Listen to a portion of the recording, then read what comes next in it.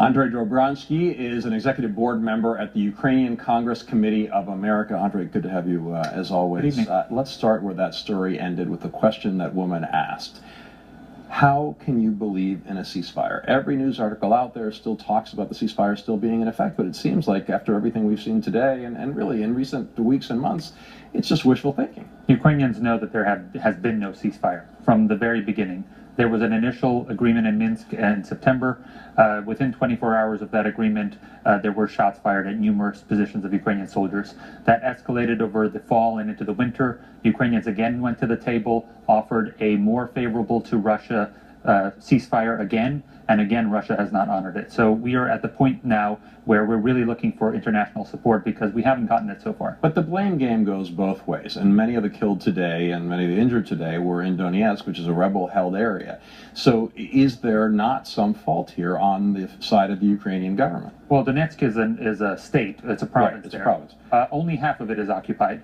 The town MARYINKA that was attacked today. Right, but there were also attacks in Donetsk itself, not just in the city itself. Those attacks couldn't be independently verified. I know there was a report of miners who were being trapped, and allegedly it was because of Ukrainian missiles. Those are in areas where there are no journalists verifying this, so we can't really know what's happening. We know that the OSCE is in certain areas and knows how many attacks there were. We know that the OSCE has also seen open Russian soldiers walking around those areas. Right, and the OSCE observers reported more than 100 blasts in the Donetsk area. So are we back to all-out war? We've never stopped being at war. Well, I know what you were saying before, but is this a different level, though, than what we've been seeing over the past few months? Well, it depends on what you're looking at.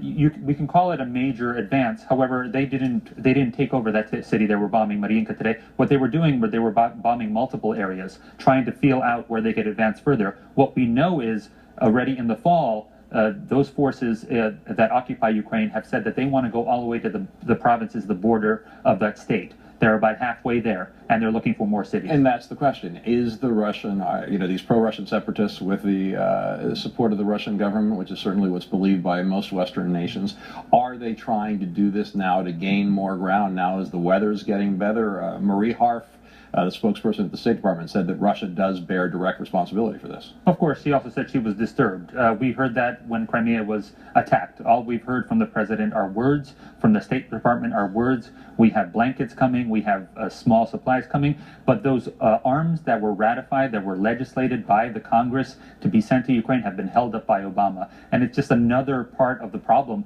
that the West is not engaging. Where are the co-signers of the Budapest Memorandum meeting with Russia? Neither the United States nor Britain has sat down with them since these ceasefires. Big meeting begins this weekend in Germany, G7. President Obama is going to be there.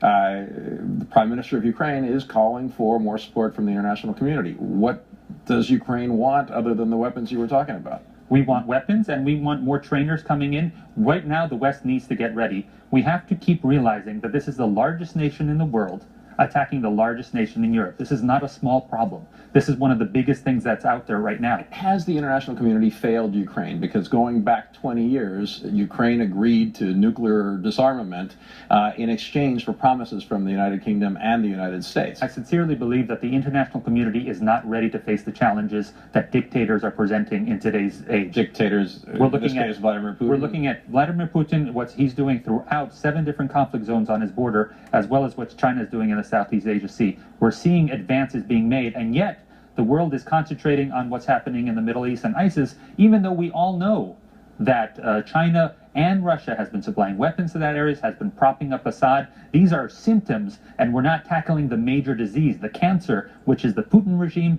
and China regime expanding even further. Andrij Dobriansky, good to have you with us. Certainly worrisome developments in Ukraine. Thank you very much.